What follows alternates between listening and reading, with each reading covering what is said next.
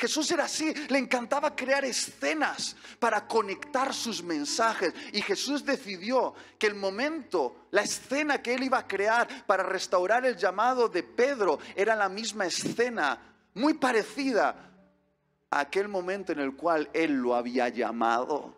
Si tú te fijas, se parece muchísimo el momento en el cual Jesús llamó a Pedro y el momento en el cual Jesús va a restaurar el llamado de Pedro. Está en un contexto de una pesca ineficaz, una noche de fracaso una vez más. Y es interesante porque Jesús va a la playa y ahí estaba la barca y les dice: ¡eh, muchachos! Hijitos, ¿cómo os va? ¿Cómo os va?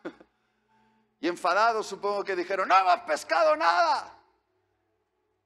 Y Jesús dijo: ¿por qué no probáis y echáis la red al otro lado? Era un guiño, era una señal. Entonces, eso que había ocurrido hace 3 años antes es como que empezó a revivirse en la mente y el corazón de Pedro. Echó la red, sacó la red llena de peces y dijo: es Jesús. Y Pedro se echó al mar y empezó a nadar rumbo a la playa. ¿Y sabes lo que estaba haciendo Jesús mientras Pedro llegaba nadando? Prepararle un desayuno, prepararle una mesa. En una mesa, Pedro le había hecho una promesa que no iba a cumplir. En una mesa, Jesús iba a restaurar a Pedro nuevamente en su llamado. Jesús preparó un desayuno. Literalmente dice que preparó un desayuno en unas brasas. Si tú estudias los evangelios, la palabra brasas aparece únicamente en 2 ocasiones en todos los evangelios. La primera vez es cuando se refiere a las brasas, donde Pedro se calentó las manos y negó a Jesús 3 veces. Y la segunda vez donde aparece la palabra brasas es cuando dice la Biblia que Jesús preparó unas brasas para invitar a Pedro a la mesa y compartir un desayuno. Es interesante cómo Jesús conecta las cosas, conecta nuestras mayores vergüenzas con nuestras mayores historias de gracia. Jesús es experto en tomar nuestras historias de vergüenza y convertirlas en nuestras historias de gracia. Siempre toma los símbolos que nos hacen sentir avergonzados y los convierten en los símbolos de esperanza para otras personas. Fíjate si Jesús es experto en tomar símbolos vergonzosos y convertirlos en símbolos de esperanza, que tomó una cruz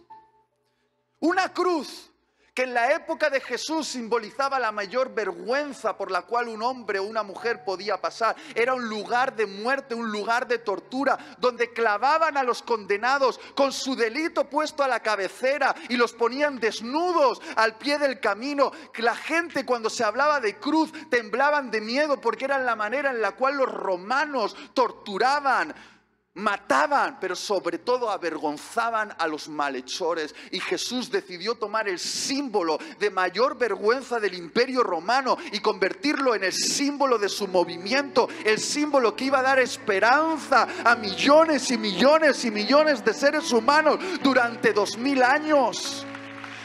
Y así lo ha hecho Jesús conmigo tantas veces. Cogió mi adicción a la pornografía,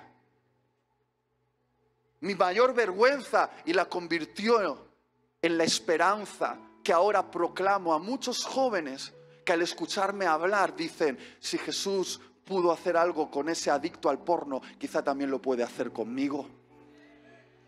Jesús ha cogido mis mayores fracasos, los que más vergüenza me daban, y los ha convertido en mi mayor proclamación de la gracia de Dios.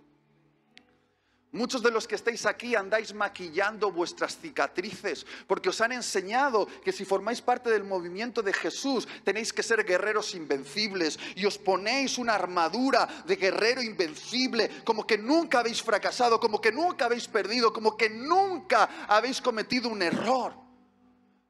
Y ya el mundo no os cree, porque ya nadie se cree a los guerreros invencibles.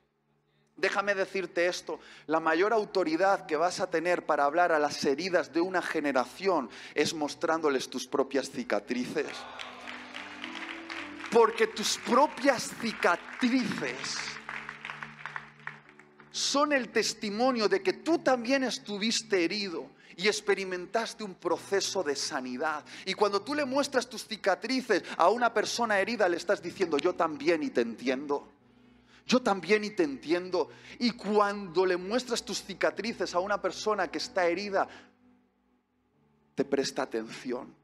La mayor autoridad que vas a tener para hablar a un herido es enseñarle tus cicatrices. No las maquilles. No te creas esa mentira que te dicen, no, los discípulos de Jesús tienen que ser impolutos. No, los discípulos de Jesús seguimos a alguien que aún resucitado mantuvo las marcas de la cruz y tiene cicatrices. Por eso Jesús necesita una iglesia con cicatrices, que no se avergüenza de ellas, que dicen, es mi historia, sí, yo estaba perdido, sí, yo tenía mi matrimonio arruinado, sí, yo era un adicto, sí, yo era un borracho, sí, sí, pero déjame dar gloria a aquel que me salvó. Porque queridos, esto no es un movimiento de coaching. Saca la mejor versión de ti mismo. La mejor versión de ti mismo es ser un fracasado. La mejor versión de ti mismo es ser un fracasado. Porque aquí no se trata de la mejor versión de ti mismo, se trata de la mejor versión de Dios. Jesús es la mejor versión de Dios y Jesús es tu historia de gracia.